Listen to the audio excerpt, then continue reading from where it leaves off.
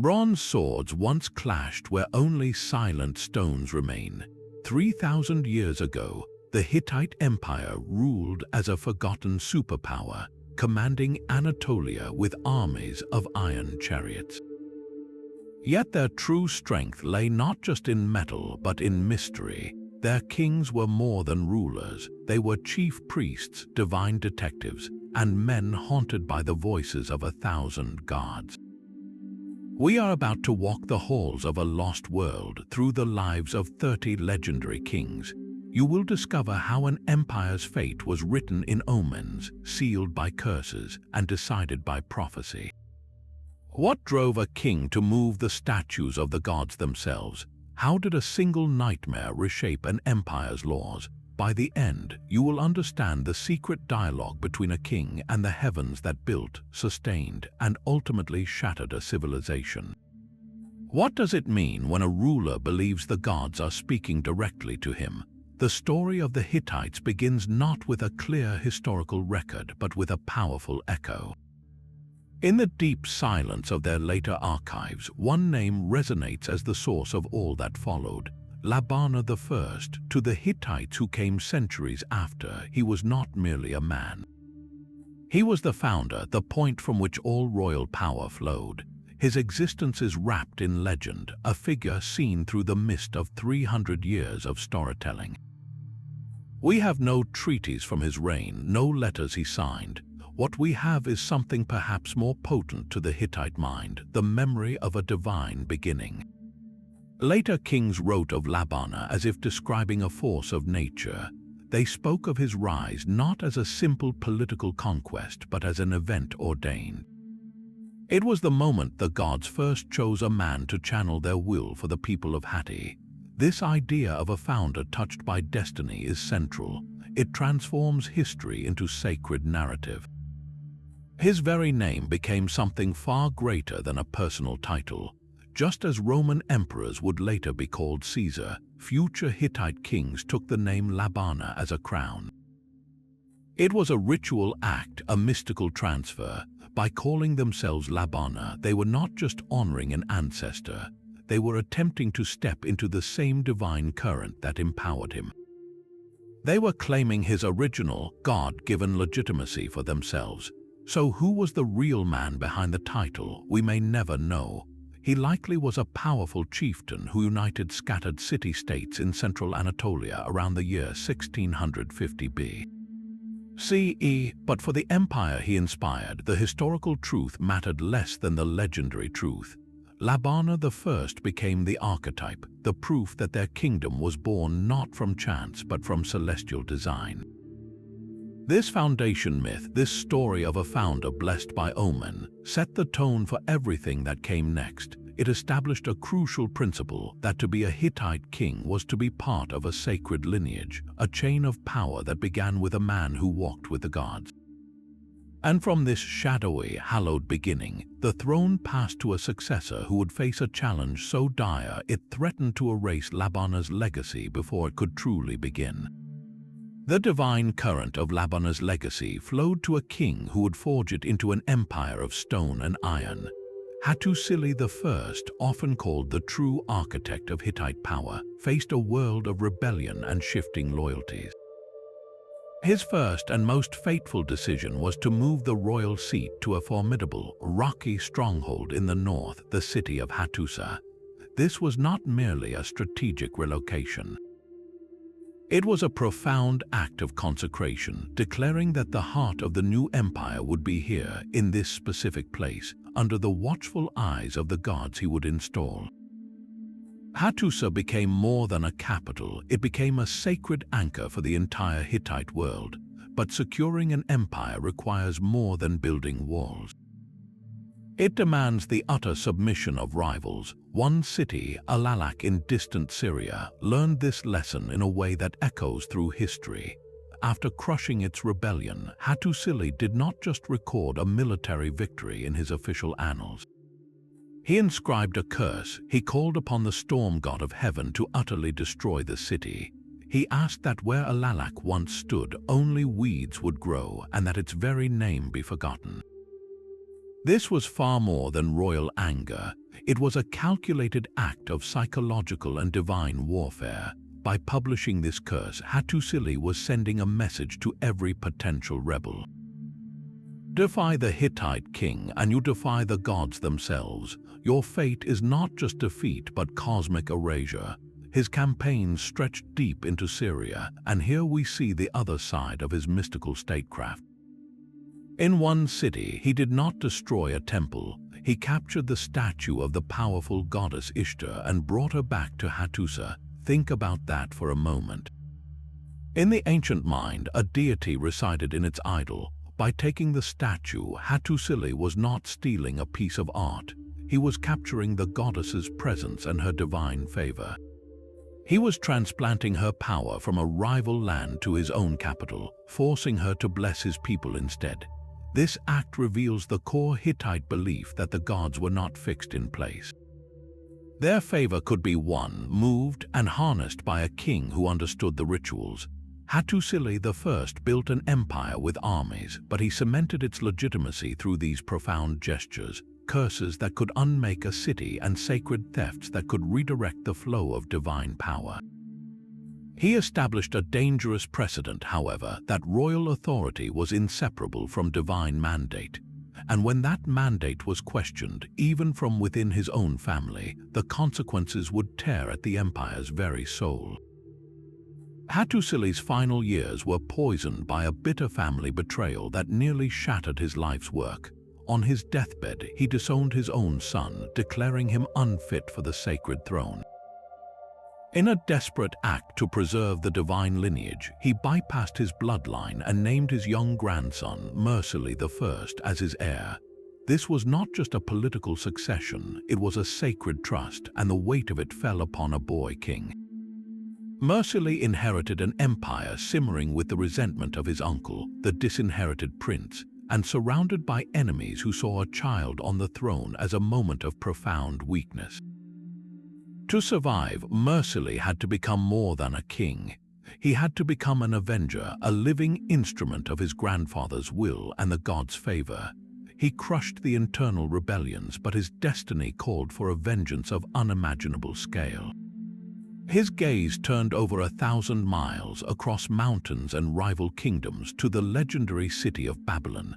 The very idea was audacious. No army from Anatolia had ever attempted such a thing. To march the length of the known world through hostile lands to attack the heart of Mesopotamian power seemed like madness. Yet Mysticism did it. Historians debate the practical reasons, securing trade routes or preventing alliances. But the Hittite mind would have seen a deeper logic, a divine mandate. We can almost hear the oracles and seers interpreting the omens. Perhaps the liver of a sacrificial sheep showed a long journey ending in great plunder. Perhaps a dream sent by the storm god depicted the fall of a towering ziggurat. Such a campaign would not be launched without signs that the heavens approved. And so Mysticism's army marched, a moving testament to faith in prophecy. They reached Babylon, a city of unimaginable wealth and age, and they sacked it. They toppled the dynasty of the famous King Hammurabi and looted its treasures, including, tradition says, the statues of the city's patron gods. This act sent a shockwave through the ancient world. A new, fierce power from the northern mountains had arrived on history's stage with terrifying force. Mysticism had fulfilled a prophecy of conquest, but in doing so, he may have invoked a darker one. The return journey was long, and by the time Mysticism arrived home in Hattusa, he was vulnerable. The plunder of Babylon was in his hands, but so was the whispered curse of its desecrated temples. Shortly after his triumphant return, he was assassinated, murdered by his own brother-in-law. To his people, this was no simple political murder. This was cosmic justice. The king who had dared to violate the most sacred city of the south had brought its gods' wrath back with him. His success proved the Hittite gods were powerful, but his brutal end proved that other gods could strike back. Mysticism's story cemented a terrifying lesson for every king who followed, that divine favor was a double-edged sword. A campaign blessed by one oracle could be cursed by another. The very acts that made a king legendary could also weave the threads of his doom. The assassin now wore the crown. Hatti I, the brother-in-law who had orchestrated Mercili's murder, sat upon the throne he had stolen through blood. But a throne seized by regicide, by the killing of a god-anointed king, was a seat of terrible power. In the Hittite worldview, this was not just a crime against a man or a state. It was a cosmic crime, a rupture in the sacred order. The gods had chosen Mercili, and Hatti had struck him down. From the moment he took power, the shadow of divine judgment loomed over his reign. The empire did not prosper. Instead, the historical fragments hint at a long, slow unraveling. The outer territories grew restless, sensing weakness at the sacred center. More ominously, the texts speak of disasters striking the heartland. Plague may have swept through the cities. Crops likely failed to the people and priests of Hatti. This was not bad luck or poor administration. This was a message written in suffering and death. The gods were withdrawing their protection. The very elements were turning against a kingdom ruled by a man with unclean hands. Hatti's own annals, what survive of them, are telling. They do not boast of glorious campaigns or new temples built. Instead, they are preoccupied with loss and fear. He writes of enemy incursions, of territories slipping from his grasp. It reads like the chronicle of a curse unfolding. Imagine the atmosphere in Hattusa. A cough in the marketplace, a withered field, a lost battle, each would have been interpreted by the priests as another omen, another tick in the tally of the god's displeasure. Every misfortune confirmed the original sin of the throne. Hatti, the regicide, was trapped in a cycle of his own making. His every effort to rule was undermined by the belief that he fundamentally lacked the divine legitimacy to do so. His reign became a narrative of cosmic justice, a lesson etched into the memory of the empire. It taught that the line of Labarna was not just a political dynasty but a spiritual conduit, and to sever it violently was to invite chaos from both heaven and earth. The kingdom would need generations to recover from this spiritual wound, a task that would fall to kings who understood they must first mend their relationship with the heavens. Blood called for more blood, and the throne passed to a man who understood this brutal logic all too well. Siddhartha I seized power by murdering the son of Hatti, the very king who had himself come to power through assassination. This was no longer just a single act of regicide. It was becoming a grim tradition, a cycle of violence that fed upon itself. Each new king seemed to ascend not by divine right, but by the sharp edge of a dagger, each believing that eliminating the previous lineage would secure his own. But with every murder, the sacred foundation of the empire cracked a little more. The gods, who demanded order and ritual purity, were witnessing a kingdom descending into a pattern of fratricidal chaos.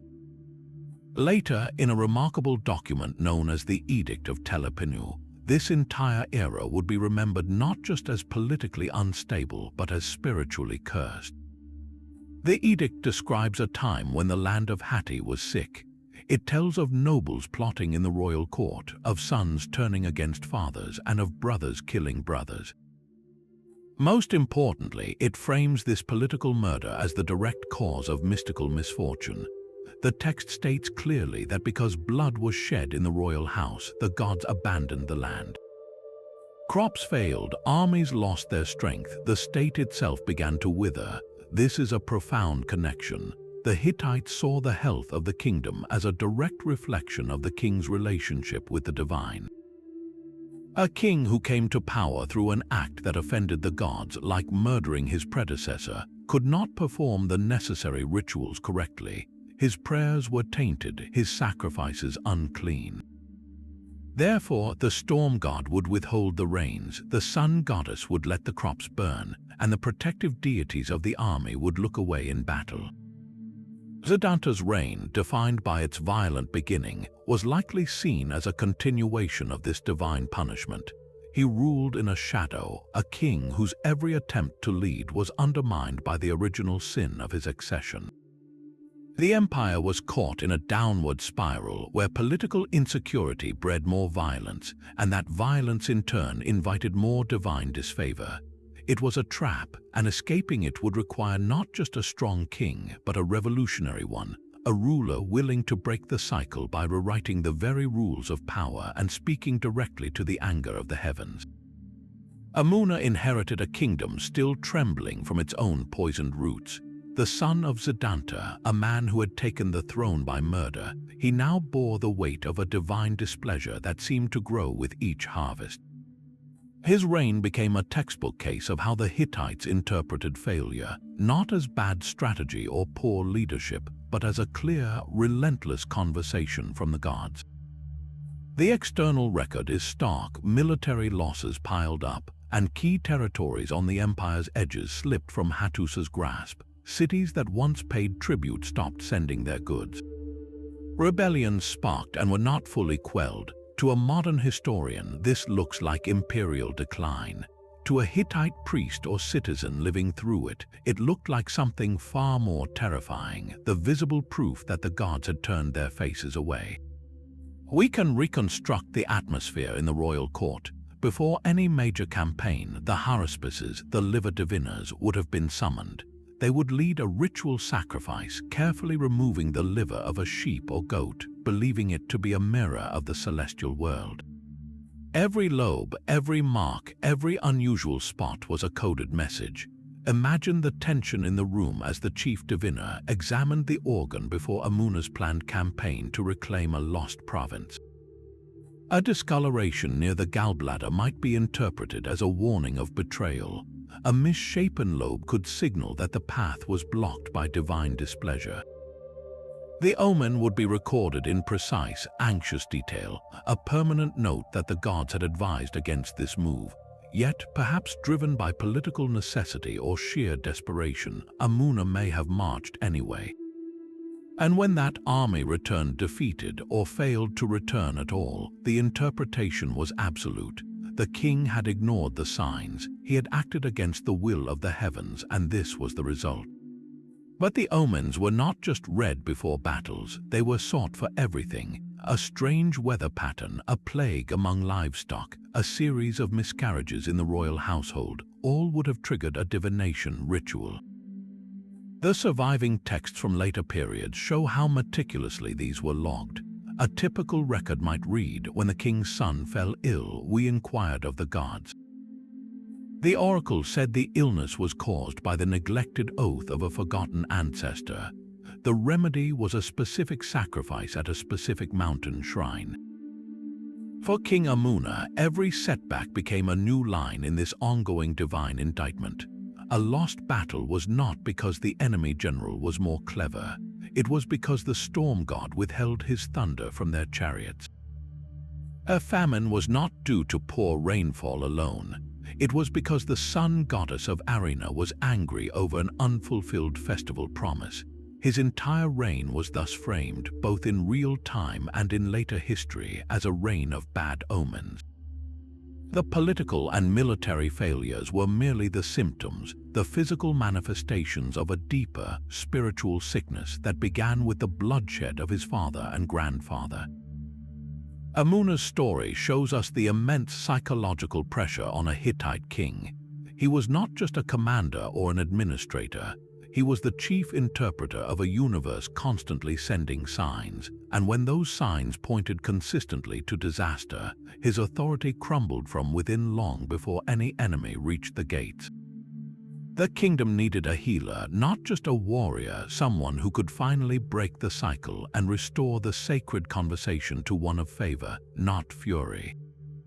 Huzziya I seized power in the shadow of a failing dynasty, a usurper who likely claimed the throne through yet another act of violence in the royal house. His reign is one of the most obscure in the Hittite record, a brief and poorly documented span that speaks volumes through its very silence.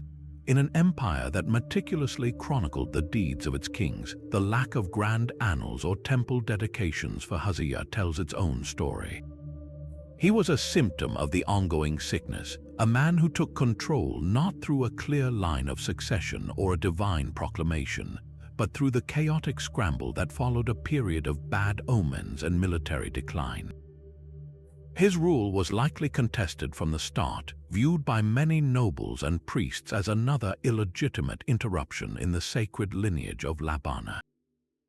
In such a precarious position, a usurper like Hattusa would have faced one immediate and overwhelming need: to secure the endorsement of the gods, or at least the public appearance of it.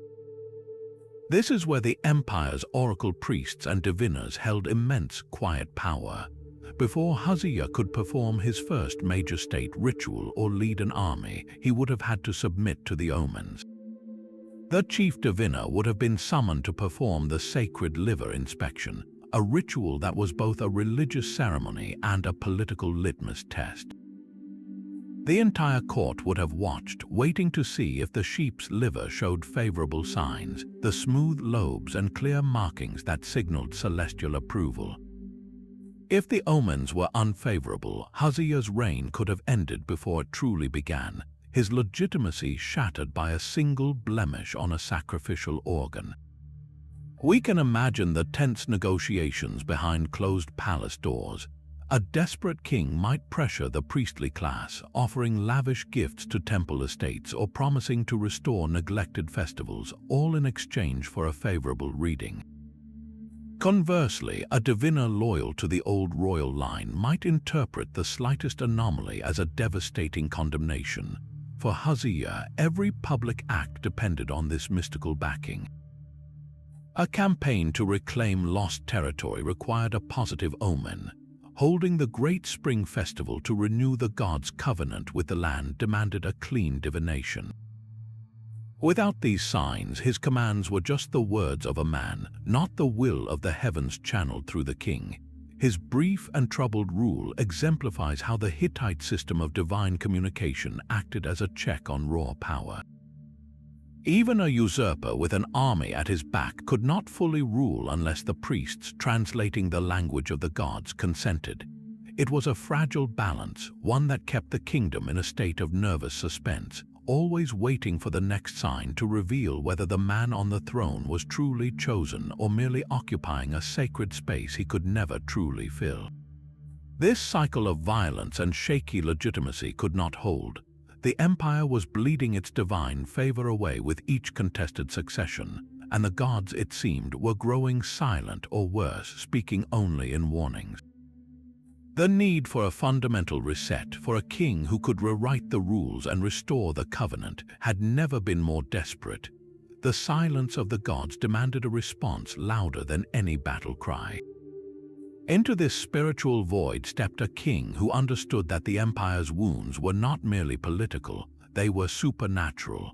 Telepinu did not just seize the throne, he performed an exorcism on it. His reign's defining act was not a military campaign, but the issuance of a sacred proclamation known as the Edict of Telepinu. To read it today is to witness a desperate and brilliant attempt at cosmic repair. It begins not with a list of the king's titles or conquests, but with a confession.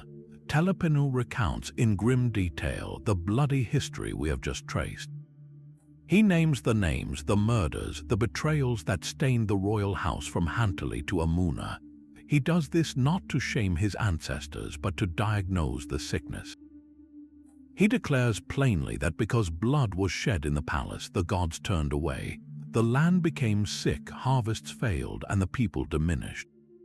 This was his core revelation. The kingdom's suffering was divine punishment for breaking a sacred pact. The edict then lays down new, ironclad laws of succession.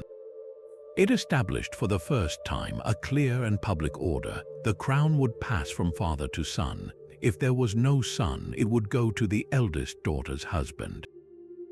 This was not merely administrative policy. This was a ritual incantation against chaos. By publishing these rules, Telepinu was trying to bind the future with words, to prevent the dark whispers and dagger plots that had poisoned the past.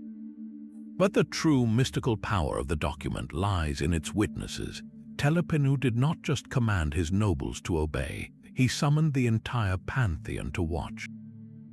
He called upon the storm god of heaven, the sun goddess of Arena, and a host of protective deities, naming them one by one. He placed the edict under their eternal gaze, making its violation not just a crime against the state, but a sin against the cosmos. Imagine the ceremony. The text, inscribed on clay tablets, was likely read aloud before the assembled court and priesthood. As the scribe recited the names of the gods, priests might have raised icons or burned incense, invoking their presence. This transformed a legal decree into a binding covenant between the royal line, the people of Hatti, and the divine council itself. Telepinu was essentially performing a mass ritual of purification and renewal. He was acknowledging the old sins to cleanse them, establishing new rules to prevent their return, and then sealing the entire pact in the presence of the gods. He was attempting to reset the sacred conversation, to change the omens from wrathful to favorable by fundamentally altering how power itself flowed. His edict was a plea, written in law and liturgy, for the gods to look upon Hatti once more with favor, because its kings would now ascend by right, not by murder. It was the ultimate act of a king acting as chief priest, using the power of the written word and divine invocation to heal a kingdom's soul. For a time, it worked, bringing a fragile but desperately needed stability. But the peace bought by a divine pact would one day face its ultimate test, not from within, but from a rival empire that worshipped a single, all-powerful god. Peace was the ultimate offering to the gods. After the spiritual earthquake of Telepinu's edict, the reign of Uluwamna felt like a long, slow exhale. He was the consolidator, a king whose legacy was not written in the drama of conquest or the shock of reform, but in the profound quiet of things simply working as they should. In a land that had known generations of divine anger signaled by crop failure and rebellion, stability itself was the highest form of miracle. A year where the harvests were bountiful, where the frontiers held firm, and where no blood was shed in the palace was not mere good fortune. It was a visible sign, the clearest omen possible, that the gods had accepted Telepinu's covenant and were once again blessing the land of Hatti. Uluwamna's primary duty, therefore, was to maintain this sacred equilibrium. His work was one of meticulous maintenance, of tending the fragile peace that had been restored. We can envision his reign through the activities that leave the faintest traces in the archaeological record, the quiet work of piety. This was almost certainly a time of temple building and restoration, not the grand, boastful monuments of a conqueror, but the careful repairs to sanctuaries that had perhaps fallen into disrepair during the decades of turmoil. Imagine teams of masons resetting stones at a remote mountain shrine to the storm god, or goldsmiths delicately re-gilding the statue of the sun goddess in her temple at Arena. Each of these acts was a ritual in itself.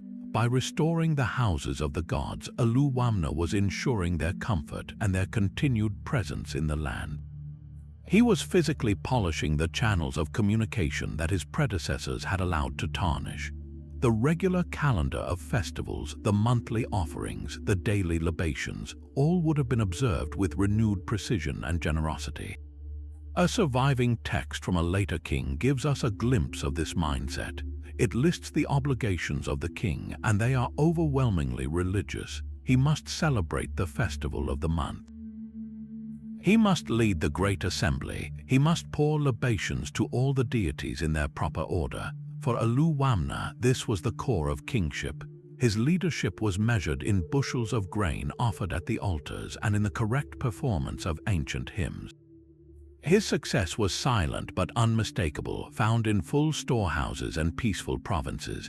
He proved that a king could be powerful not by expanding borders, but by deepening the roots of ritual, showing that true prosperity bloomed only when the king faithfully performed his role as the chief servant of the gods. The quiet piety of Uluwamna set a standard, a rhythm of ritual that his successors were bound to follow. Hantili II inherited not an empire in crisis, but one whose survival now depended entirely on the precision of its prayers. His legacy is etched not in annals of war, but in meticulous administrative texts, lists that reveal the true, staggering weight of the Hittite kingship. He was the guardian of the realm, and his primary weapon was the correct ritual. To understand Hattusa II is to understand a fundamental, mystical equation at the heart of Hittite belief. The king's most sacred duty was to perform the right sacrifices at the right times in the right ways to keep the cosmos in balance. Think of the entire Hittite world as a vast, intricate machine powered by divine favor. The sun rose, the rains fell, the crops grew, and women bore healthy children not as automatic processes of nature, but as direct gifts from the gods. These gifts were not given freely, they were exchanged. The gods provided prosperity and protection, and in return, the king, as the representative of all humanity in Hatti, had to provide honor, comfort, and sustenance to the deities. A single missed festival, an incorrectly recited hymn, or a sacrifice offered with impure barley, this was not a minor clerical error, it was a breach of contract. It risked causing the entire machine to shudder and stall. Hattusa's texts show us the breathtaking scale of this operation. We find detailed inventories for temple storerooms, specifying exactly how much fine flour, honey, wine, and choice livestock was required for the festival of a single god in a single month. There are instructions for the procession of statues, lists of which priests wear which robes, and precise schedules for when each chant must begin. Hattusa was essentially the chief executive of a celestial corporation, managing the logistics of divinity. His reforms were about streamlining this system, ensuring no god was ever overlooked or offended by neglect. Why such obsessive detail? Because the Hittites believed the gods were real beings with real needs and tempers. The storm god did not just symbolize the weather, he was the weather. If he was angry because his spring festival was poorly conducted, he might withhold the rains entirely. The sun goddess of Arena was not a metaphor for justice, she was justice itself. If her temple offerings were meager, she might allow corruption to fester in the courts. Hattusa's reign was dedicated to preventing these cosmic misunderstandings. He was maintaining the lines of communication, ensuring the sacred phone line, if you will, was always open and the conversation was always polite. His success was measured in continuity, in the absence of disaster. A year without famine, without plague, without rebellion was the ultimate testament to a king who had performed his priestly duties flawlessly. He demonstrated that the most powerful act of a Hittite ruler was often not leading a charge, but leading a chant, holding the fragile world together through the exact repetition of ancient words and the precise offering of a perfect lamb. This delicate balance of ritual, however, would soon face a threat that no amount of correct sacrifice could easily appease: a rising military power whose ambitions clashed directly with the Hittite heartland. But the gods demand more than just offerings, they require a story. For Hattusa II, the throne was a stage, and his most important duty was to perform in a sacred drama that held the fate of the seasons in its lines. He was the ritual king, a monarch whose power was proven not on the battlefield, but in the meticulously choreographed movements of the great Purely festival. This was not a simple celebration, it was the reenactment of a cosmic war, performed to ensure the very cycle of life continued. Once a year, likely as the winter rains gave way to spring, the entire capital of Hattusa would transform into a theater for the gods. The central myth was the battle between the storm god, the bringer of life-giving rain, and the serpentine dragon Ilianka, the force of chaos who threatened to swallow the waters and leave the world barren. Hattusa II did not just watch this story, he embodied it. As the high priest of the kingdom, he would have played the role of the storm god himself, or perhaps his human champion. Imagine the scene: the king, clad in ritual robes instead of armor, standing before a gathered multitude. Through chants and symbolic actions, he would refight the primordial battle.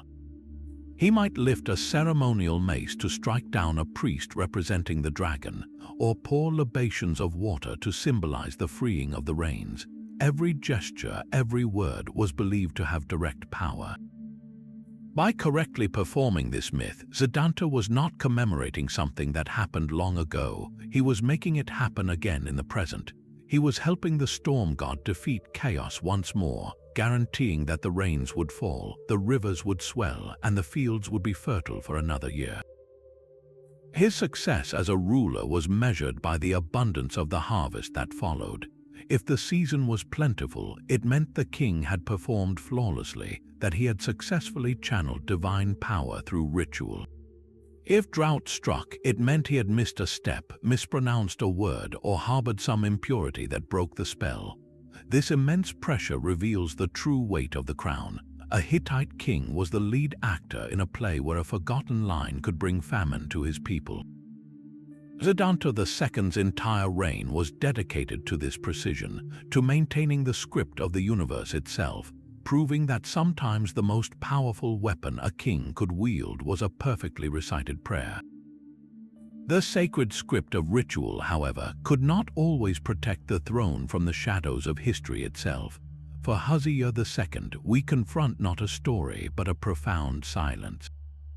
His name appears on king lists, a placeholder in a sequence, but beyond that, the archives offer us almost nothing. No grand annals of conquest, no decrees of reform, not even a record of a temple he built.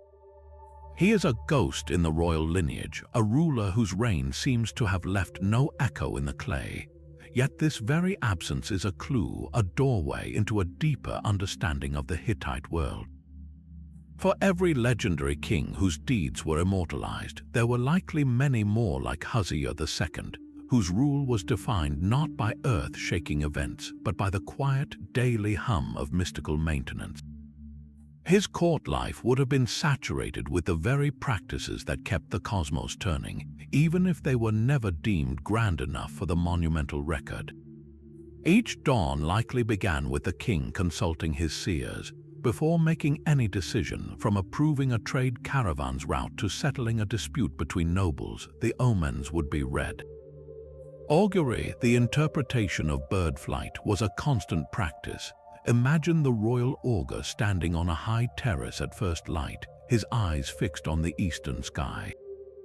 The formation of a flock, the direction of its turn, the specific cry of a passing eagle, each was a letter in a divine message. A hawk circling to the right might signal approval for the day's plans, while crows scattering to the left could be a warning to postpone. Inside the palace, another form of divine communication was meticulously tracked, the world of dreams. The Hittites believed dreams were not random neural firings, but direct dispatches from the gods or the spirits of the dead. Hattusa II would have had a dedicated dream interpreter among his staff. Each morning, the king might recount any vivid dream from the night. Did he see a collapsing tower? The interpreter might correlate that to a noble family growing too proud. Did he dream of a flooded river? That could be an omen of both abundance and potential calamity, requiring preventative sacrifices to the river gods. These practices were not occasional ceremonies, they were the administrative rhythm of the state. The silence in the records for kings like Hattusa does not mean nothing happened. It means that the most important things happening were considered routine, the endless, vital work of listening. His reign was likely a tapestry woven from countless small threads, 1,000 examined livers, 100 interpreted bird signs, and a library of recorded dreams. He ruled in the space between the monumental events, proving that the empire's stability often depended less on the king as a hero and more on the king as a faithful listener, a man who spent his days deciphering the whispers of an unseen world, ensuring the machine of ritual for one more day did not falter. This focus on the subtle signs of the gods, however, would soon be violently interrupted by a king who believed he had received the most direct and terrifying message of all. A king's name was his first and most enduring spell. Mysticism I carried a title that resonated like a chant, meaning mighty is the god. That question mark is crucial. It was not a statement but a plea, an invocation woven into his very identity. In the ancient world, and especially for the Hittites, a name was never just a label. It was a piece of destiny, a fragment of a soul's purpose spoken aloud every time it was used. Parents and certainly royal advisors chose names with the care of priests conducting a major ritual. They selected words that described a hoped-for virtue, like strong or just, or more powerfully, they embedded the name of a deity directly within it. To be called Muatali was to have the might of a god, likely the storm god, proclaimed with every royal decree and whispered in every court greeting. It was a permanent prayer, a constant, subtle reminder to both the people and the heavens of the divine partnership upon which his rule depended. Think of it as a metaphysical tag attached to him for life. Every time his name was spoken in a treaty, shouted by a soldier, or inscribed on a temple foundation stone, it was not merely identifying a man. It was reactivating that original plea for strength, reinforcing the bond between the king and the specific power he was named to embody. This practice turned the king's daily life into an ongoing ritual. His name was a tool, a channel. If he lived up to it, ruling with strength and piety, it proved the god's favor was flowing through him. His successes became evidence that the invocation worked, but conversely, if his reign was marked by weakness or misfortune, it created a profound dissonance. A king named Mighty is the god who lost battles would be seen as a living contradiction, a sign that the connection invoked by his name had broken, that the divine might had been withdrawn. For Muatali I, then, every decision, every battle, every offering was a test of the truth held in his own name. He walked through his reign literally defined by a question of divine power, tasked with proving, through action and omen, that the answer to that embedded plea was a resounding yes.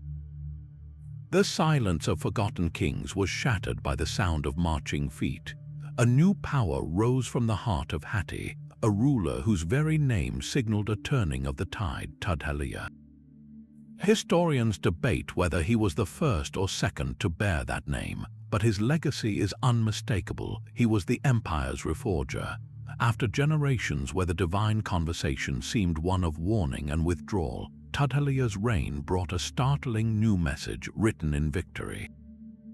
His military campaigns were not mere acts of conquest. They were public proof, the clearest omen possible, that the gods had returned their favor to the Hittite throne. Where his predecessors had lost territories, Tudhaliya reclaimed them. He pushed back against enemy incursions from all directions, securing the frontiers that had grown porous and weak. To the people of Hattusa, each returning army laden with plunder was not just a strategic win. It was a ritual triumph. The storm god was once again thundering ahead of their chariots.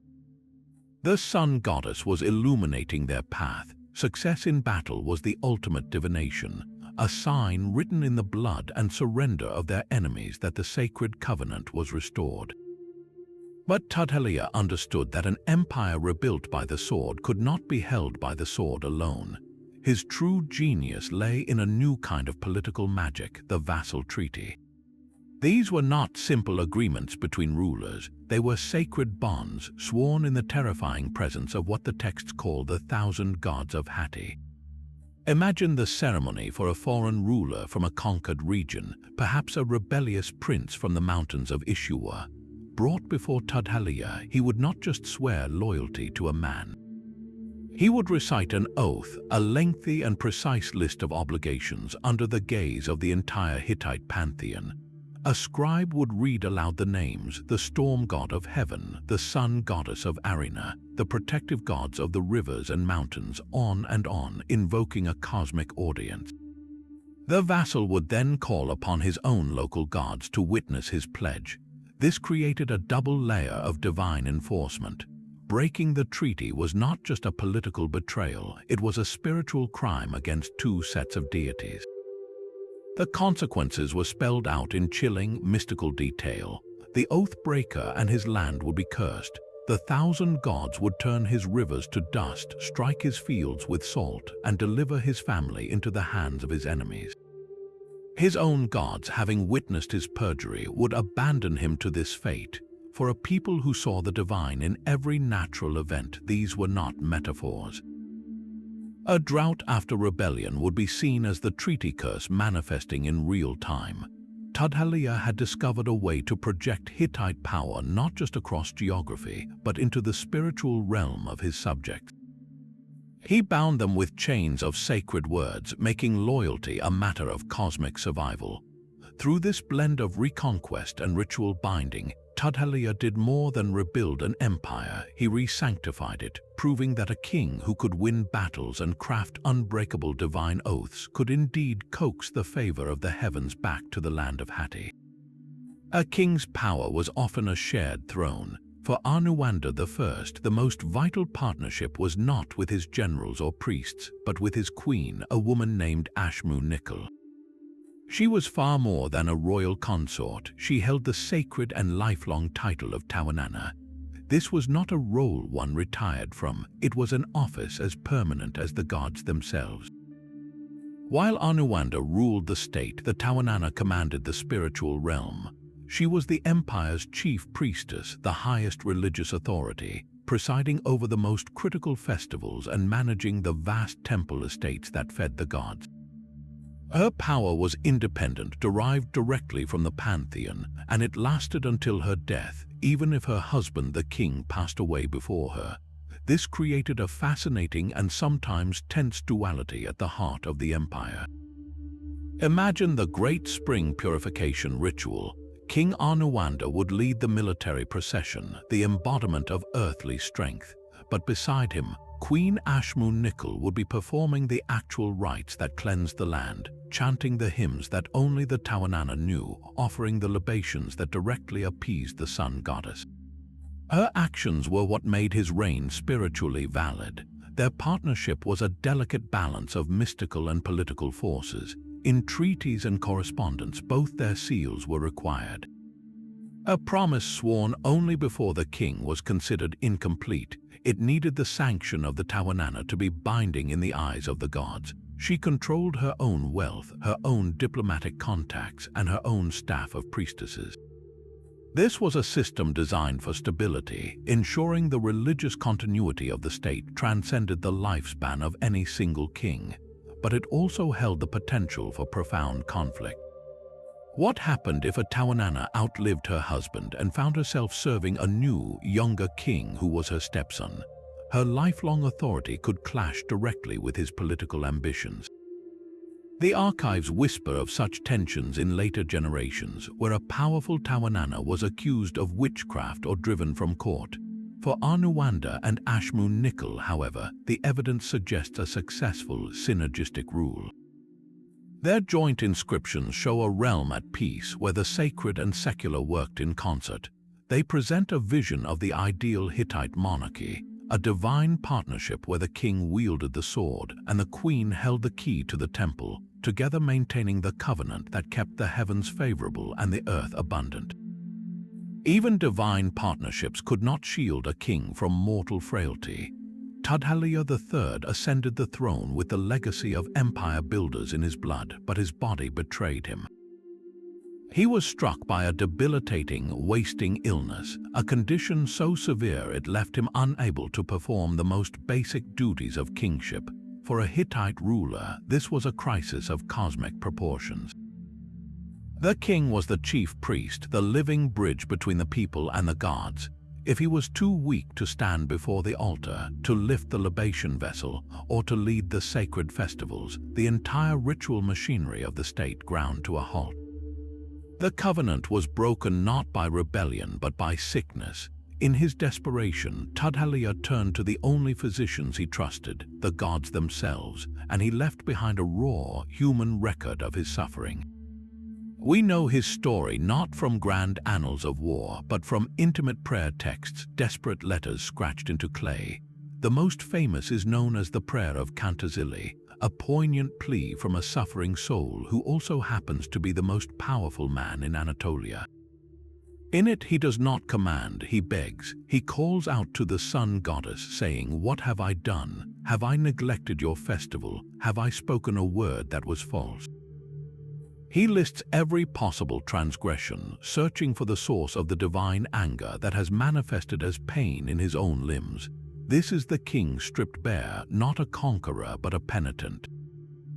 The ritual response was a massive, coordinated effort of spiritual healing. Teams of priests and diviners would have worked around the clock. First, they had to diagnose which god was angry and why. This involved complex oracle sessions, likely using bird augury and liver divination, asking yes or no questions of the divine. Is the storm god angry? Is it because of a broken vow from the king's father? Each answer would narrow the search. Once the offended deity was identified, the priests would prescribe a specific remedy, a ritual of appeasement. This could involve anything from offering 1,000 loaves of bread shaped like body parts, to traveling to a remote mountain spring for a purification bath, to reciting a lengthy incantation for 9 consecutive nights. Tudhaliya would have participated in these rituals as best he could, perhaps whispering the words from a litter if he could not stand. His illness made him a living symbol of a land out of balance, and his recovery, if it came, would be the ultimate sign that the gods had accepted the apology and restored their favor. This personal struggle reveals the profound vulnerability at the heart of the supposedly divine monarchy. The king's body was a barometer for the health of the realm. His pain was a public omen, and his prayers were a form of statecraft, an intimate negotiation for the survival of his own soul, and by extension, the soul of his kingdom. The king's prayers were answered not with healing, but with a successor of titanic ambition. Suppiluliuma I did not just inherit a throne, he seized a divine mandate, and the gods announced his arrival with the most shocking diplomatic proposal in ancient history. A letter arrived in Hattusa from a queen of Egypt, the widow of the pharaoh Tutankhamun. Her message was breathtaking. She wrote, "My husband has died and I have no son. They say you have many sons. Give me one of your sons, and he shall be my husband and king of Egypt." For a moment, the Hittite court stood at the pinnacle of the world. The queen of the richest, most powerful civilization on earth was begging a Hittite prince to rule beside her. This was not merely political flattery, it was a cosmic endorsement. In Suppiluliuma's mind, the storm god had elevated Hatti so high that even Egypt's sun god now sought a union with Hittite blood. Yet Suppiluliuma, ever the strategist, was suspicious. He sent an envoy to verify this incredible story. The reply came back true. "Why would I deceive you? I have no son. It is my great shame. Give me a son of yours." Convinced, Suppiluliuma dispatched his son, Prince Zananza, to become pharaoh. It was the ultimate mystical triumph, a Hittite prince destined to sit on the throne of the sun. But the prince never reached Egypt. He was murdered on the road, ambushed by agents of a rival Egyptian faction that opposed the foreign marriage. The divine promise had been offered and then violently snatched away. This betrayal became the fuel for Suppiluliuma's legendary campaigns. Every conquest that followed was framed not as mere expansion, but as righteous vengeance, the execution of the storm god's will against those who had insulted his chosen king. His military genius was undeniable. He shattered the rival kingdom of Mitanni, turning it into a vassal state. He reconquered Syria, securing vital ports and trade routes. He rebuilt the empire into a superpower that stretched from the Aegean coast to the borders of Mesopotamia. In his annals, he does not take credit for these victories. He attributes them directly to the storm god of heaven who marched before his armies. When he besieged a city, it was because the god had delivered its king into his hands. When he installed a loyal vassal, it was to fulfill an oracle. Suppiluliuma was the perfect instrument, and his success was the proof the gods were speaking through him. But then, a shadow fell that no victory could dispel. A devastating plague swept out of the captured lands of Syria and into the Hittite heartland. It ravaged the army and the civilian population, killing without mercy. In the silent, corpse-strewn streets of Hattusa, a terrible new interpretation took hold. This was not bad luck. This was divine retribution. The priests and the people began to whisper. Had Suppiluliuma, in his glorious execution of the god's will, somehow overstepped? Had the sheer scale of the killing, the countless cities sacked and populations displaced, finally tipped the scales of cosmic justice? The plague was seen as a bill coming due, a collective punishment for the bloodshed that even a righteous war required. The great king, who had channeled the fury of the heavens to build an empire, now had to watch as that same divine power seemed to turn and scourge his own people. It was the ultimate paradox of the Hittite king, a reminder that the god's favor was a terrifying, volatile force, and that even their greatest champion could become the focus of their wrath. The plague that followed Suppiluliuma's conquests was a divine verdict written in fever and silence. It did not just kill people, it killed kings. The great Suppiluliuma himself succumbed, his body conquered not by any human enemy, but by the very pestilence his victories had unleashed. His chosen heir, Anuwanda II, followed him to the grave within a year, cut down before he could even begin to rule. In 2 terrible strokes, the royal house was decimated, and the throne passed to a third son, a young man named Mysticism II, who must have felt he was inheriting a kingdom under a death sentence. The empire was leaderless, its armies weakened, and its people dying by the thousands. And at the center of this nightmare stood a new king, barely more than a boy, tasked with an impossible mission to diagnose the anger of the heavens. His tool was not a sword, but a pen. The result is one of the most raw and revealing documents from the ancient world, the plague prayers of Mysticism II. These are not formal state decrees. They are the frantic notes of a divine detective, a king trying to solve a cosmic murder mystery where the victims are his own family and subjects. Mysticism did not believe the plague was random. He was certain it was a message, a punishment from the gods for a specific crime. His prayers are a systematic interrogation of the past. He addresses the storm god directly, pleading, "What is this that you have done? A plague has broken out among your servants." He then begins his investigation, reviewing every possible transgression. He asks, is it because my father broke an oath? Is it because we neglected the daily sacrifices? Is it because a temple ritual was performed incorrectly? He methodically lists every conceivable ritual fault, every broken treaty, every neglected festival from the reigns of his father and brother. The underlying belief is one of severe but logical divine justice. The gods do not punish out of caprice. They punish because a rule was broken, a contract violated. The plague is the effect, and Mysticism's job is to find the cause. He eventually focuses on 2 likely sins. First, the broken Egyptian oath, the murder of his brother Prince Zananza on his way to marry the Egyptian queen. That act of treachery had gone unavenged, a stain on the honor of the gods who witnessed the original treaty. Second, he suspects a critical ritual duty was abandoned. During the height of the plague and the military campaigns, the essential rites for the dead, the regular offerings to the spirits of former kings, may have been forgotten. To the Hittite mind, this was not a minor oversight. The ancestral spirits were powerful intermediaries. If they were left hungry and dishonored, they could complain to the great gods, who would then send calamity upon the living. Mysticism's solution was a comprehensive ritual apology. He promised to make amends for the Egyptian betrayal. He reinstated the offerings to the dead with lavish care. He essentially presented a plea bargain to the divine court, admitting past errors and outlining a precise plan for restitution. The prayers show a king acting as the chief priest in the most dire circumstances, using reason and ritual to negotiate for the very survival of his people. They reveal a world where every disaster had a reason, where the gods communicated through suffering, and where a king's most vital skill was not strategy but interpretation. the ability to read the terrifying handwriting of the divine in the suffering of his realm.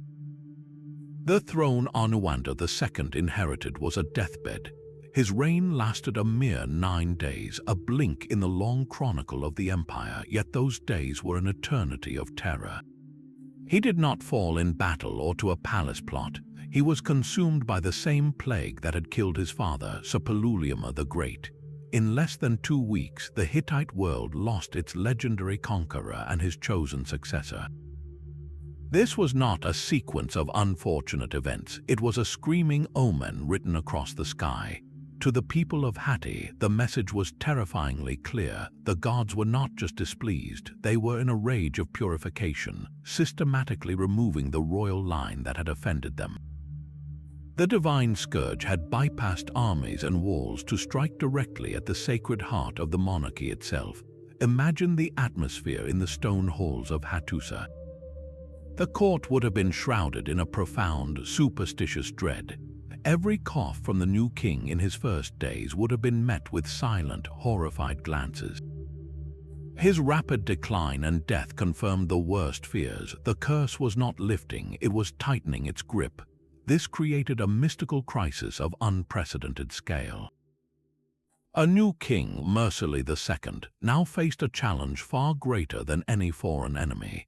He had to ascend a throne that seemed to be actively rejecting its occupants, a seat that appeared cursed by the very deities he was meant to serve. His first task was not to govern, but to perform an emergency spiritual triage. The plague was the symptom, and he had to find the divine cause before it claimed him too. The pressure was unimaginable. Every ritual, every prayer, every sacrifice was now a matter of existential survival. The gods had spoken with the brutal clarity of epidemic death, and the young king's entire reign would become a desperate dialogue to change their mind. The desperate prayers of a young king were answered not with a voice but with a path forward. Mysticism II, the boy who had inherited a dying empire, transformed himself into a force his enemies called the Avenging Storm. He did not just defeat the plague through ritual, he conquered the chaos it left behind with a relentless 22-year campaign to rebuild Hatti from the ashes. His story is preserved in his extensive royal annals, but to read them as simple military records is to miss their true purpose. They are something far more profound, a king's meticulous testimony to the gods, a chronicle presented as proof that he had restored their covenant through unwavering obedience. Every victory he recorded was not a boast of personal glory, but a receipt for divine favor. He writes of crushing rebellions in the north, not to celebrate his own tactics, but to demonstrate that the storm god had once again marched before the Hittite army. Each reconquered city was not just territory regained, it was a temple restored, a festival reinstated, a broken oath to the 1,000 gods finally mended. His annals were his report card to the heavens, and he intended to get a perfect score. This obedience was not blind faith, it was a rigorous, daily discipline of listening. Mysticism II turned divination into the very operating system of his state. No decision, no matter how large or small, was made without first consulting the oracles. Before launching a campaign to punish a rebellious vassal, his priests would perform a lengthy series of oracle inquiries. They might ask, "O storm god of Hatti, is it your will that the king march against the land of Azi?" The answer would come through the cracks in a heated sheep's shoulder blade or the flight pattern of a released bird. If the answer was yes, the questions grew more precise. Which route should the army take, the mountain pass or the river valley? On which day is it auspicious to cross the frontier? Should the king himself lead the vanguard, or should his general take that honor? Every step was choreographed by the divine will as interpreted through ritual. This extended far beyond the battlefield. Imagine a complex legal case arriving at his court, a dispute over land between two noble families with decades of bitter history. Mysticism would not simply judge based on evidence. He would order an oracle session to determine which party the gods favored. The verdict came not from human reasoning alone, but from a higher, unimpeachable authority. His reign became a masterclass in divinely guided rule, a total surrender of human ego to perceived celestial direction. It was the ultimate act of a king proving his worth by demonstrating that he was not the source of power, but its most attentive and humble channel. The empire he rebuilt stood not on the strength of his will, but on the certainty that every stone was placed exactly where the gods had pointed. The king's dreams were a battleground. While Myrsili II publicly projected the image of the avenging storm, his private nights were filled with terrifying visions sent by the gods themselves. These were not random anxieties, they were divine subpoenas demanding he investigate a crime that had poisoned the royal house from within. The source of this spiritual corruption, he became convinced, was his own stepmother, the former Tawananna, the Queen Dowager. Her name was Tawananna, a title she held for life, and after the death of Myrsili's father, Suppiluliuma, her immense religious authority became a dangerous, independent power. Myrsili's prayers concerning her misdeeds are a window into a royal family drama with cosmic stakes. He describes being tormented by recurrent, ominous dreams. Perhaps he dreamt of collapsing temples or of dark waters flooding the palace, symbols the priests would interpret as signs of a profound ritual impurity at the highest level. Each nightmare was an urgent message, a divine alert that something was still deeply wrong, even after the plague had subsided. The gods were no longer punishing Hatti with disease, they were haunting its king with visions until he rooted out the hidden sin. So Myrsili transformed from a commander into a divine detective. His investigation focused on the Queen Dowager's conduct during the plague years. Had she, in her grief or ambition, neglected her sacred duties? The prayers meticulously list the charges against her. He accuses her of failing to perform the essential monthly offerings to the gods. He claims she allowed the temples to fall into disrepair. Most damningly, he suggests she manipulated or ignored critical oracle inquiries, leading the kingdom down a path of divine displeasure. In the Hittite worldview, this was not just personal failure, it was treason against the cosmos. As the empire's chief priestess, her ritual errors were far more dangerous than any military defeat. They directly caused the gods to withdraw their protection, inviting the plague that killed Myrsili's father and brother. His prayers are his evidence file, presented directly to the storm god and the sun goddess. He is building a case, citing her specific neglects as the probable cause for the collective suffering. His solution was as severe as the crime he perceived. He did not merely reprimand her, he formally deposed the Tawananna, stripping her of her sacred title and banishing her from the court. This was an unprecedented act, a seismic shift in the spiritual hierarchy. He then installed his own wife, Queen Danuhepa, into the office, effectively restarting the sacred partnership between king and priestess from a clean slate. This entire episode reveals the exhausting, paranoid piety required of a Hittite king. Myrsili could not rest on his military successes. He had to police the very dreams in his own head, interpret them as divine audits, and then act as high priest and prosecutor to cleanse the sources of impurity, even if they came from within his own family. His reign was a constant, anxious dialogue where a bad dream could trigger a royal inquisition, and a king's most intimate fears were considered matters of state security. A king's most audacious strategy was not against an enemy, but for his gods. Myrsili II faced an empire at a crossroads, with the rising power of Egypt under the young pharaoh Ramesses II pressing from the south. His response was not merely military, it was a complete reimagining of the Hittite world. He made a decision that must have stunned his priests and generals alike. He would abandon the sacred capital of Hattusa, the spiritual anchor of the empire for centuries, and move the seat of power south to a new city, Hattusa. This was not a simple relocation of an administration. It was an act of cosmic engineering. For the Hittites, the gods did not simply dwell in the heavens, they resided physically within their statues in the temples. To move a capital was to move the gods themselves. Imagine the procession.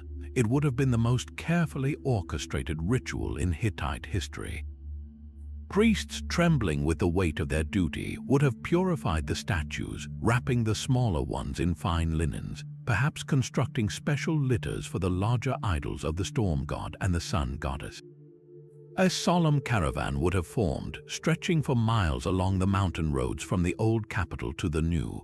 Soldiers would have guarded it, but their role was secondary to that of the chanters and incense bearers, whose every step was a prayer to keep the deities placated during this radical journey. They were not transporting art, they were transporting the very presence that made Hatti a blessed land. This was a staggering risk. If a statue was damaged, it meant the god was injured or angered.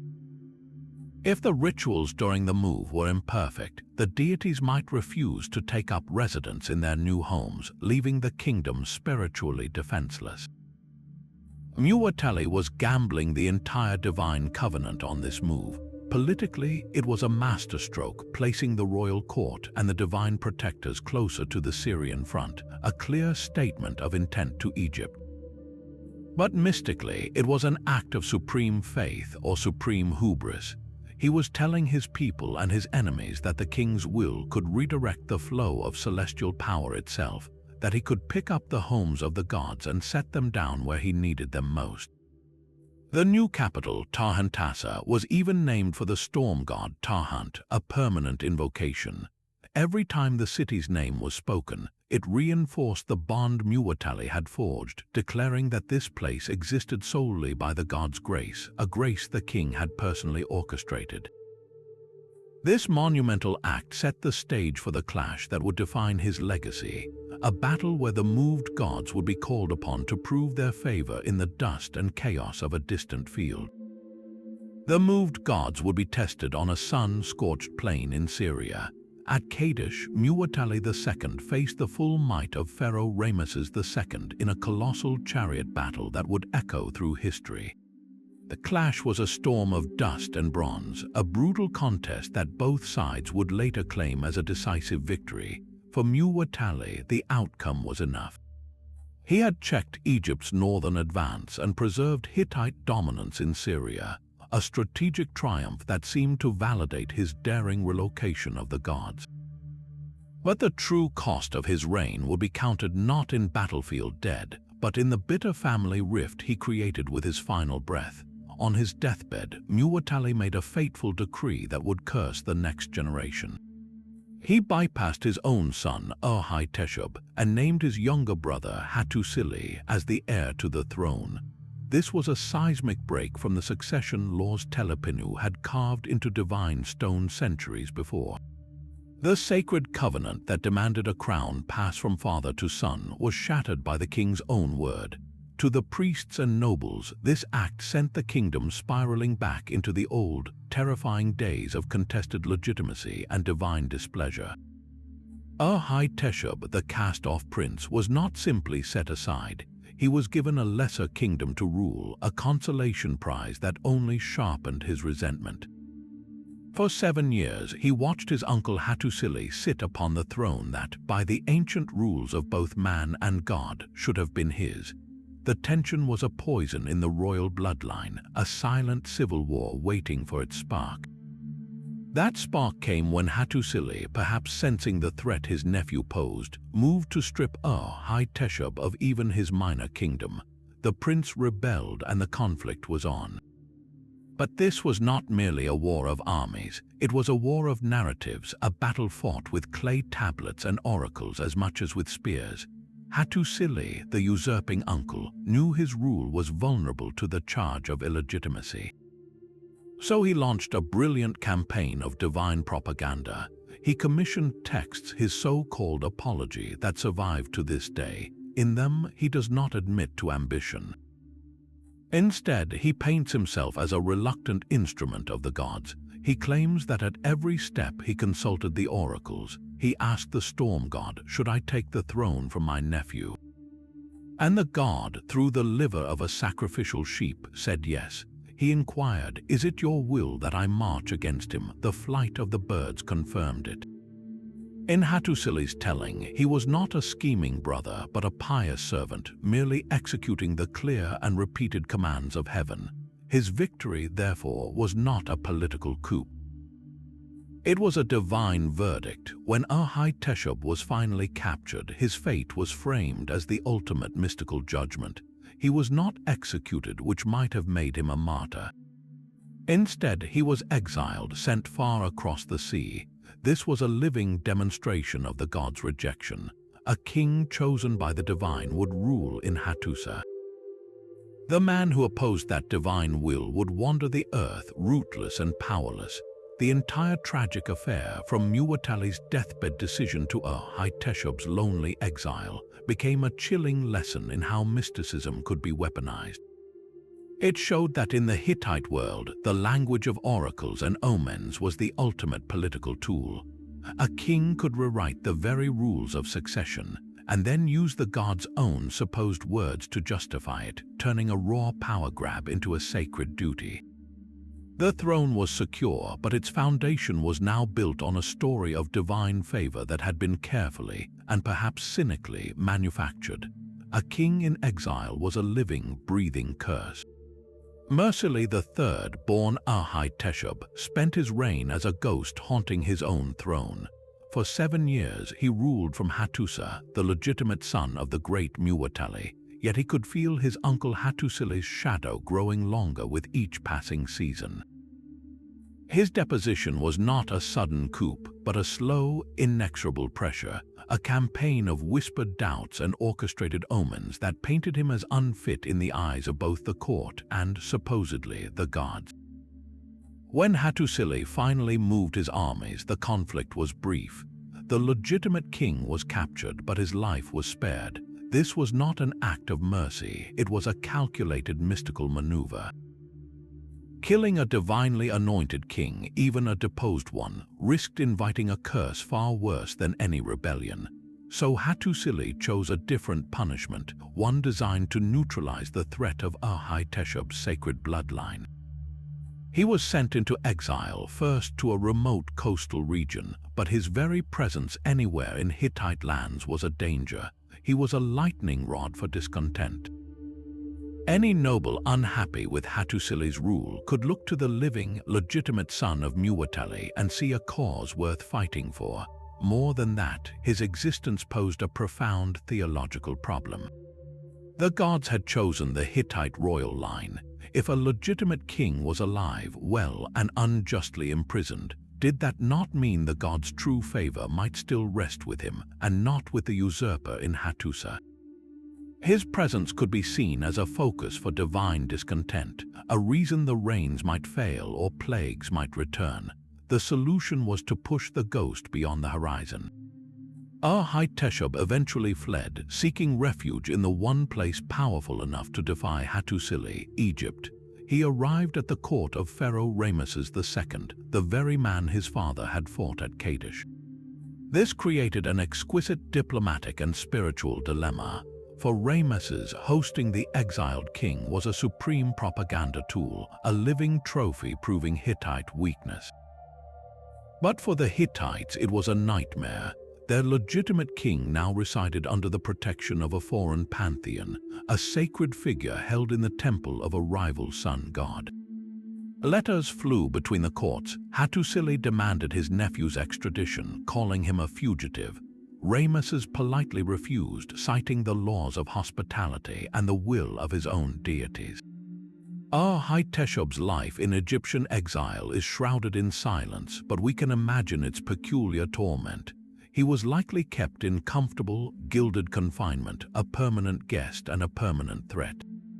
Every year he lived was a year Hattusili's legitimacy was quietly questioned.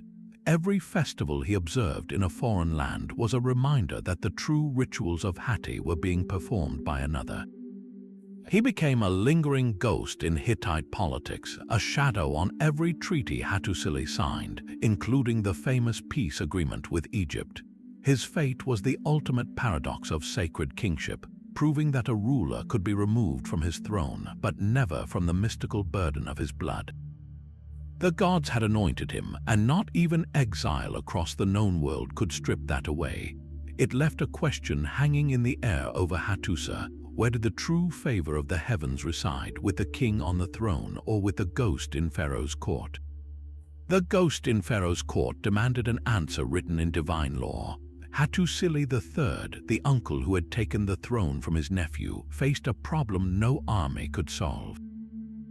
His rule, by the ancient standards of Hatti, was a profound violation. He had broken the sacred succession. To survive, he had to perform the ultimate act of political mysticism.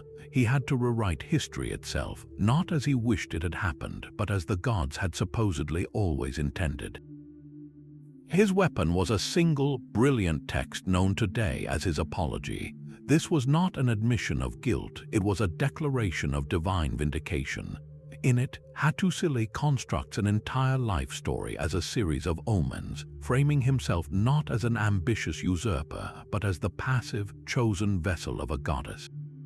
He recounts that from his earliest childhood he was sickly and weak. Then the powerful goddess Ishtar of the city of Samuha appeared to him in a dream. She took him under her direct protection, and he miraculously recovered. This was his origin story, the moment a deity marked him as her own.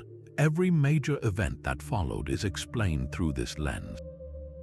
When his brother, King Muwatalli, gave him military commands, Hattusili claims it was because Ishtar marched before his chariots, granting him victories that were really hers. When he later moved against his nephew, King Mursili III, he insists he did so only after exhaustive oracle inquiries. He writes that he asked the goddess, "Shall I take the kingship?"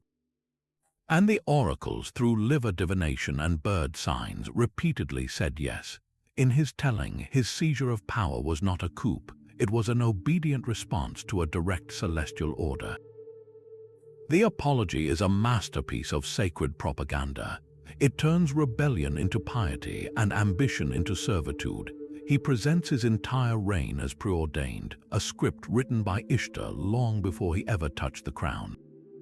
This was how he healed the spiritual wound of his illegal accession, by claiming he was never outside the divine plan, only fulfilling its hidden chapters.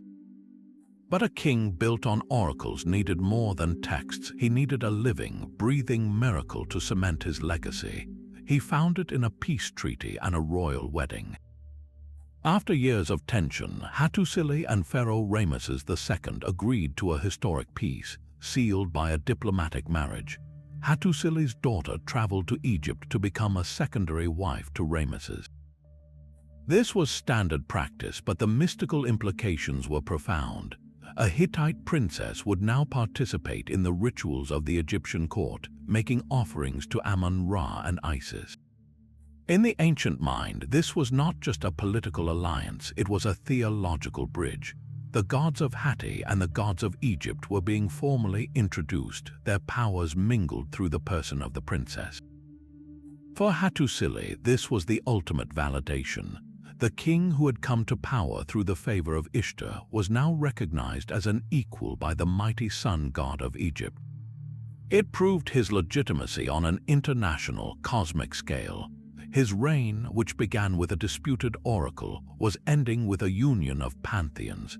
He had successfully argued his case before the highest court imaginable, the assembled deities of the two greatest empires on earth, and they had ruled in his favor.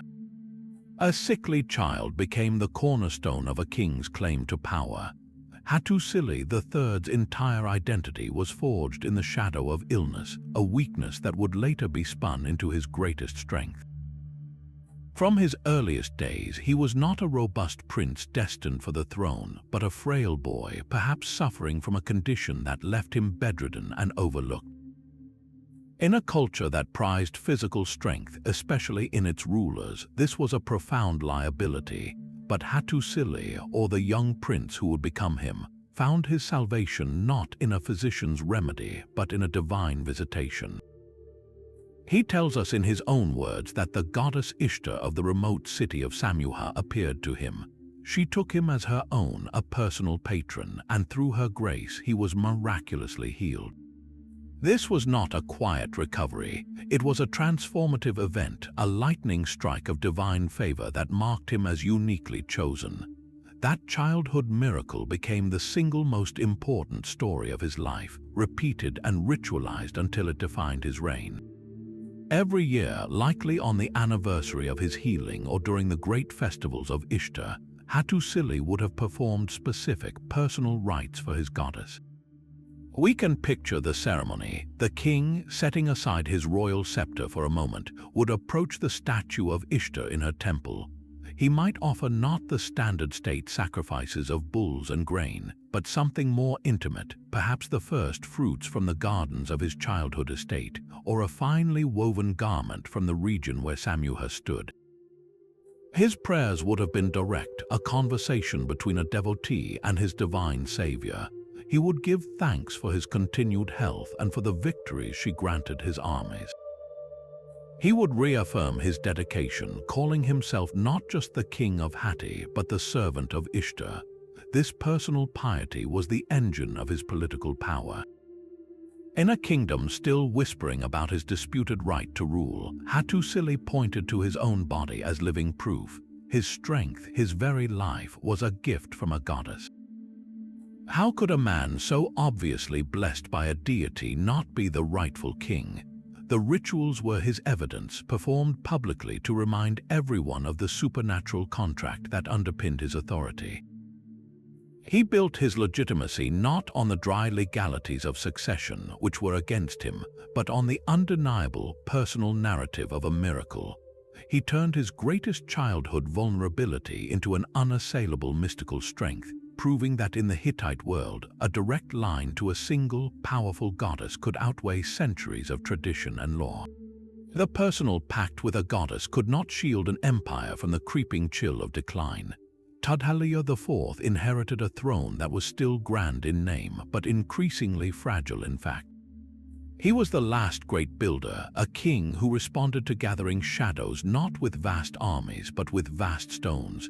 His reign was a monumental prayer, an attempt to rebuild the covenant with the gods in granite and limestone before it was too late. The heart of this effort was the sacred capital itself, Hattusa. Where his predecessors had focused on conquest, Suppiluliuma launched an unprecedented construction campaign, transforming the city into a fortress of faith. He rebuilt the mighty walls on a colossal scale, but these were not merely defensive. They were symbolic armor, a physical barrier against the chaos he felt pressing in from all sides. Inside the walls, he erected new temples and renovated old ones, each stone laid with ritual precision. The most telling of his projects, however, lies just outside the city gates at a place called Yazilikaya, the inscribed rock. This is not a building, but a natural sanctuary, two open-air chambers carved from a living rock face. Here, Suppiluliuma commissioned a gallery of the gods, the most complete visual map of the Hittite pantheon ever created. Imagine walking into that stone corridor 3,000 years ago. On one wall, you would see a procession of over 60 male deities marching with purposeful stride. On the opposite wall, a line of goddesses mirrors their advance. At the head of each procession, the two most powerful beings meet. The great storm god, Teshub, stands upon the bowed figures of mountain gods. Facing him is the sun goddess of Arena, Hebat, standing upon a lioness. The entire scene is a frozen moment of cosmic order, a divine assembly captured in stone for eternity. But why carve this here in the open air? This was likely more than art. It may have been a cosmic map, a permanent representation of the universe's hierarchy meant to anchor that very order in reality. Scholars believe Yazilikaya was the site of critical annual festivals, perhaps the New Year's celebration.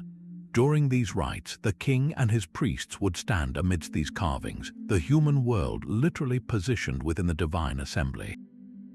By performing the rituals here, Suppiluliuma was attempting to plug his kingdom directly into the source code of the cosmos, to reaffirm Hatti's central place in the divine plan. Every temple he built in the city, every fortified gate he raised, was part of this same desperate strategy. He was constructing a permanent, physical home for the gods, hoping that by making their dwelling places magnificent and secure, they would have no reason to leave. He was trying to buy their eternal favor with architecture, to build a world so perfectly ordered and devout that the gods would be compelled to protect it forever. The silent, marching gods of Yazilikaya are his legacy, not a record of present power, but a breathtaking plea for its preservation, etched in stone as the world outside began to darken. Stone gods could not speak, but bronze could shout an oath across millennia. Tudhaliya IV knew that treaties carved on clay could be smashed, and words whispered in court could be forgotten. So he turned to a material that echoed eternity, metal. His most famous act of statecraft is a single document, the Bronze Tablet Treaty with his cousin Kuranta, the vassal king of the southern region of Hattusa. This was not just a political agreement, it was a physical object of immense mystical power, a covenant forged in fire and intended to outlast the sun itself. To inscribe a vow on bronze was to make it permanent in the eyes of both man and God. The very process was a ritual. Artisans would have purified themselves before pouring the molten metal.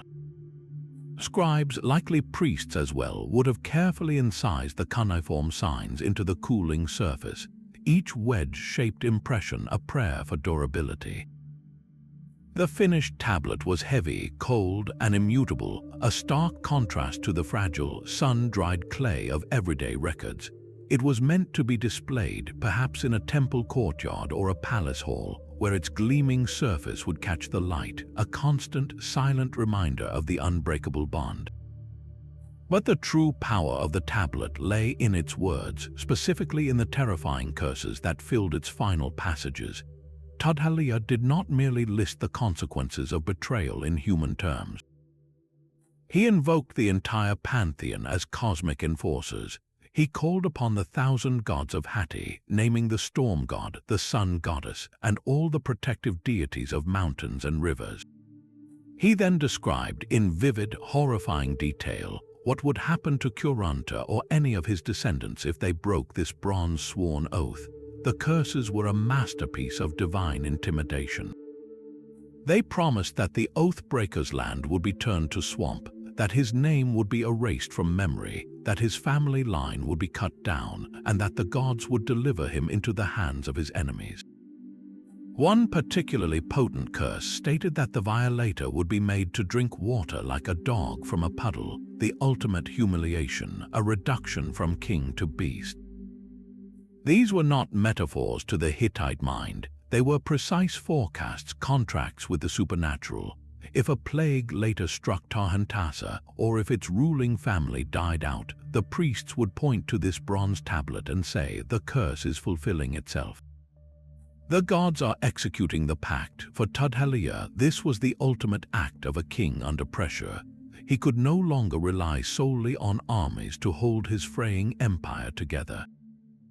So he reached for a deeper magic, the magic of the sworn word made physically eternal and spiritually lethal. The bronze tablet was his attempt to chain the future to his will, using the most durable substance he knew and the most terrifying divine threats he could imagine. It was a gamble that the fear of the gods would prove stronger than the ambition of men, a final, gleaming anchor thrown into the stormy seas of a declining age. Bronze oaths could not stop the slow dimming of the sun. Anuwanda III ascended the throne into a gathering twilight, his reign a mere flicker in the long chronicle of Hatti. He ruled for perhaps only a year or two, a blink of time that witnessed not the spark of renewal, but the acceleration of a final, chilling wind. His entire kingship was spent not building, but interpreting a cascade of bad omens, each one a clearer signal that the gods were packing their bags. The role of the king as divine intercessor, the very core of Hittite power for centuries, was now failing publicly and catastrophically. Imagine the first major portent, a solar eclipse. The Hittites were meticulous astronomers, and they knew these events were profound divine messages. The day would have begun normally, then a slow, creeping shadow would have begun to devour the sun. In the sudden, eerie half-light over Hattusa, silence would have fallen. Birds would have stopped singing. the king and his priests would have rushed to perform emergency rites, beating drums and shouting to the heavens to drive away whatever demon was swallowing the sun disk. But the eclipse would have passed, leaving behind a deep, superstitious dread. The interpretation was inescapable. The sun goddess, the very eye of justice and order, had been blotted out. Her favor was withdrawing from the land. Then came the famines. Reports would have arrived from the provinces of failed harvests, of granaries standing empty. This was not just bad weather, it was the direct consequence of the eclipse. The gods who controlled the rains and the fertility of the soil were following the sun goddess's lead. The king's most sacred duty was to ensure abundance through ritual, and now, despite his prayers and sacrifices, the fields lay barren.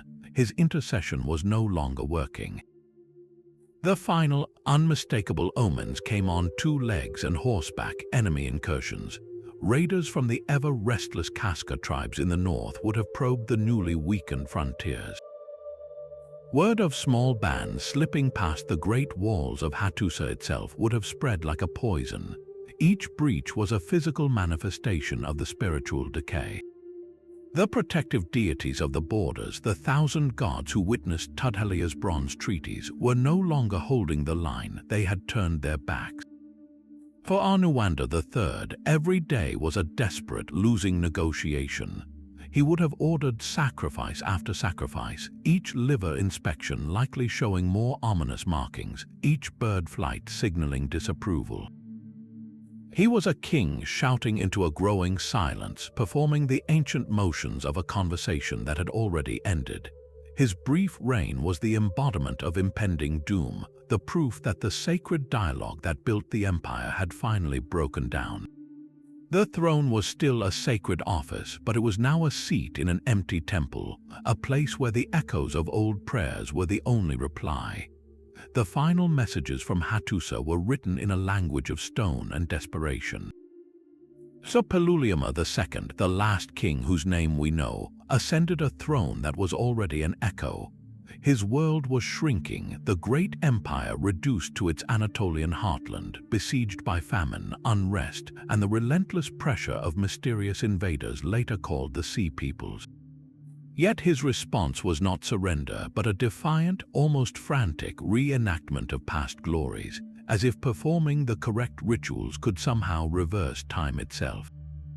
He achieved a victory that would have made his namesake ancestors proud, a naval triumph recorded in the cargo of a single, sunken ship. Off the coast of southern Anatolia, at the site now known as Uluburun, a trading vessel went down with a king's ransom in raw materials, copper and tin ingots, glass, ebony, and precious jewelry. Among the wreckage, archaeologists found a golden scarab bearing the name of the Egyptian queen Nefertiti. This was no ordinary merchant ship, it was a floating palace, likely carrying diplomatic gifts or tribute. For Suppiluliuma to command the seas well enough to sink or plunder such a vessel was a stunning feat, proof that Hittite power, though diminished, could still strike a mighty blow. He had this victory inscribed on stone, a last echo of the old, boastful annals, but the pride of that distant sea battle must have felt hollow back in a capital gripped by silent fear. His most telling acts were not abroad but at home, a series of desperate, sacred gestures. He ordered the gods moved once more, likely bringing statues from vulnerable outlying temples into the fortified citadel of Hattusa, a last-ditch effort to gather the divine protectors under one heavily defended roof. He strengthened the walls not to expand but to create a final redoubt, and he commissioned inscriptions chronicling his deeds on the very gateways of the city. These were not for his contemporaries who already knew the peril. They were messages cast into the future, carved as if to say, "We were here, we ruled, we fought." The tone of these final texts is haunting, a mixture of formulaic royal pride and an unspoken, palpable dread that bleeds through the lines. He lists his accomplishments, but there is no vision of a future, no plans for his son's reign, only a record of holding the line for one more day. He was performing the script of kingship by rote, hoping the performance itself would summon the fading magic. Then the inscriptions stop. The archaeological record shows not a violent sacking, but a slow, chilling silence. The great grain silos of Hattusa were emptied, not burned. The palaces were abandoned in an orderly fashion. The statues of the gods were carefully removed from their pedestals. It suggests a final, heartbreaking act of preservation, a planned evacuation. The last king, facing an unstoppable tide, may have given the ultimate command to save the gods. To take the divine images and flee, leaving the empty stone shell of the empire to the darkness. Suppiluliuma II did not fall in battle. He presided over a dignified, terrifying retreat into silence, becoming the final curator of a civilization's memory, ensuring that the gods at least might survive the end of everything they had built. The silence that followed the last king was not peaceful but profound. The great capital of Hattusa was not overrun in a final, fiery battle. It was emptied deliberately and systematically. The grain stores were cleaned out, the archives were hidden away in sealed chambers, and most tellingly, the statues of the gods were carefully removed from their temples. This was not a rout, it was a retreat, a final, sacred evacuation. The people of Hatti, led by their last priests and nobles, took the most precious things they could carry, their divine protectors, and walked away from the stone heart of their empire, leaving the city to be burned, perhaps by their own hands to prevent its desecration. The year was around 1200 BCE, and the Hittite world did not just fall, it vanished from history. This disappearance is the ultimate mystery, and to understand it, we must see it as the Hittites themselves would have, as the catastrophic, final failure of the divine covenant. For centuries, their kings had maintained a delicate balance with the thousand gods through ritual, omen, and obedience. Now that balance shattered completely.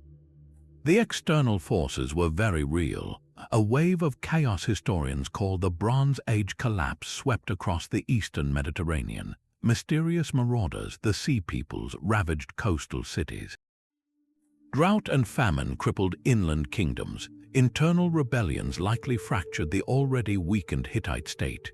But to a Hittite survivor watching the smoke rise over abandoned Hattusa, these were not separate political or environmental disasters. They were symptoms of one ultimate spiritual catastrophe. The gods had finally turned their backs. Every omen had been leading here, the solar eclipse that darkened the sun goddess. The famines that proved the storm god withheld his rains. The enemy incursions that showed the protective deities had abandoned the frontiers. King Suppiluliuma II's naval victory and frantic fortifications were the last desperate acts of a man trying to bargain with a pantheon that had already left the temple. The great cosmic machine, maintained by 30 generations of kings, had finally ground to a halt. The prayers went unanswered because there was no one left to listen. The abandonment of Hattusa was the final, logical act. If the gods no longer resided in their statues within the city, then the city itself was just a hollow shell of stone, worthless. By taking the statues and fleeing, the last Hittites were not abandoning their faith. They were trying to save it, to preserve the physical vessels of the divine in hopes that, somewhere else, under some future sky, the conversation might begin again. Their civilization ended not with a bang, but with a whispered prayer carried into the mountains, a belief that the gods themselves had to be rescued from the wreckage of the world they once blessed. Their story is not merely a list of kings and battles, but an epic 300-year conversation between a throne and the heavens. We have walked through 30 reigns, from the legendary founder Labarna to the last silent curator Suppiluliuma II. Across this entire saga, one thread remains unbroken. For the Hittites, history itself was a dialogue with the divine. Every king, whether a conquering storm like Suppiluliuma I or a desperate healer like Mysticism II, served a dual purpose. They were warriors and administrators, yes, but their primary, sacred function was that of chief mystic. They were the interpreters, the translators of a universe they believed was constantly speaking. A successful harvest was a divine blessing, a whispered yes. A lost battle was a clear rebuke, a thunderous no. A plague was a collective punishment demanding a ritual investigation. Their entire civilization operated on this principle, that human fate was not shaped by chance or strategy alone, but by the quality of their communication with the thousand gods. This belief built their empire as kings like Hattusa I captured statues to redirect divine power. It sustained them through crises as Telepinu used legal oaths to reset a cosmic covenant. And ultimately, when the omens turned permanently dark and the gods seemed to fall silent, this same belief framed their disappearance not as a simple military defeat, but as the end of a sacred conversation. These stories, these intimate records of dreams, plagues, and curses, lay buried in the clay of Hattusa for 3,000 years, waiting for modern hands to piece them together. They offer us a breathtakingly different way of seeing the past, not as a dry chronology, but as a living, breathing mystery where politics was prayer and a king's most vital skill was listening to the whispers of an unseen world. So as we leave the silent stones of Hattusa behind, we are left with a question not just about them but about us. Which of these rulers, balancing on that fragile line between empire and oblivion, resonated with you the most? Was it the tragic figure of Hattusa, the exiled king who became a living ghost? Or perhaps the cunning Hattusa III, who rewrote his own life as a divine drama to secure his throne? Share your thoughts in the comments below, and if you were captivated by this journey into a lost world where history was written by the gods, subscribe for more explorations into the deepest historical mysteries. The past is not just a series of dates, it is a collection of stories waiting to be heard, reminding us how thin the veil can be between a golden age and dust.